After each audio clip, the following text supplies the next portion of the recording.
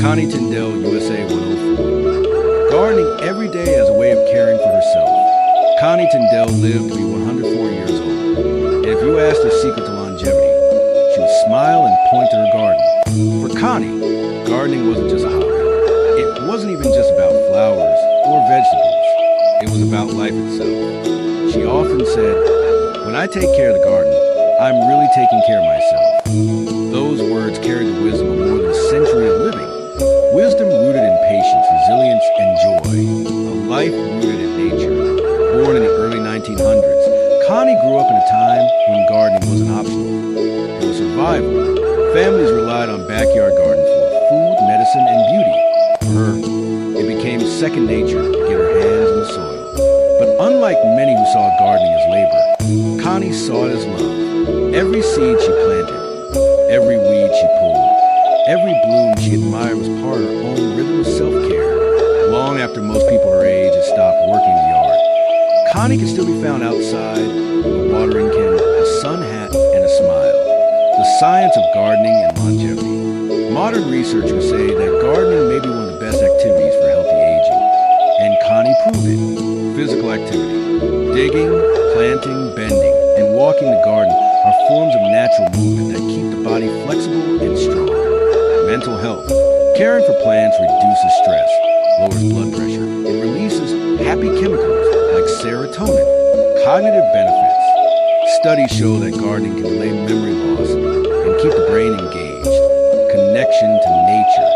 Sunlight provides vitamin D, which supports immunity and bone health. For Connie, these weren't medical theories. They were everyday habits. By tending her garden daily, she kept her body active, her mind sharp, and her heart full. The garden as therapy. Connie often described her garden as her sanctuary. On difficult days, she would step outside, breathe the fresh air, and lose herself in the rhythm of pruning and watering. She said it gave her peace, reminding her that life is always renewing itself, season after season. For her, gardening wasn't just physical exercise, it was spiritual medicine. Each new bloom reminded her of growth. Each harvest reminded her of gratitude. And each quiet morning in the soil reminded her of patience. Social connections through gardening. Her garden also kept her connected to others. Neighbors would stop by to admire her flowers or ask for a few tomatoes. She gave freely, sharing not just produce but conversation and kindness. Community connection is one of the strongest predictors of longevity, and Connie's garden became the heart of her social life. It was where friendships grew as naturally as the plants themselves. Her philosophy of life. Connie's words capture philosophy that we can all learn from.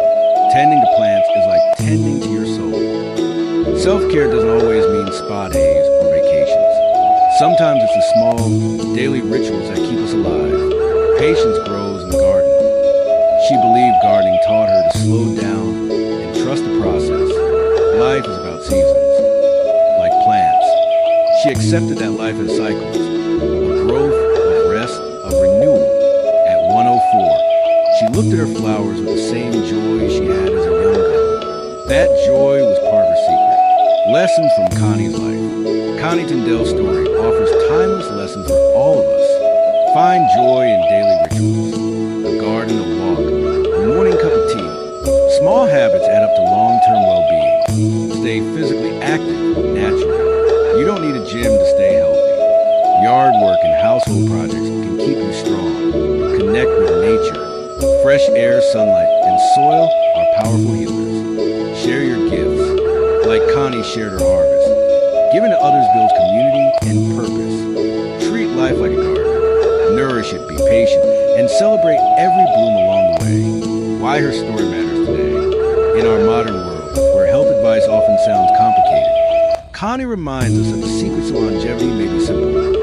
Spend time outside, move your body, connect with others, and care for something beyond yourself. Her garden wasn't perfect.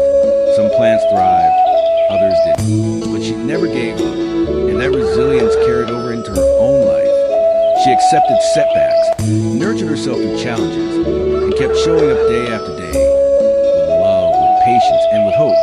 The big takeaway. Connie Tyndall shows us that longevity isn't about avoiding wrinkles or chasing miracle cures. It's about cultivating a life worth living. Like her garden, her life was filled with color, fragrance, growth, and renewal. At 104, she proved that when we care for nature, it gives back to us, not just in food or flowers, but in peace, health, and years of vitality.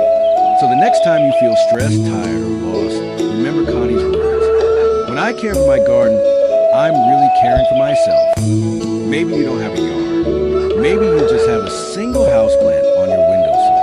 That's enough, because caring for that plant is a reminder of patience, of growth, of life itself. Outro. Connie Tyndall lived 104 years in soil under her fingernails and joy in her heart. Her story teaches us that the true secret to longevity might be as simple as this. Find something you love, care for it every day, and let it nourish you in return. If her story inspired you, share with someone who could use a little light. And subscribe for more timeless wisdom from the world's longest lived people. Because life, like a garden, is best when we tend it with love.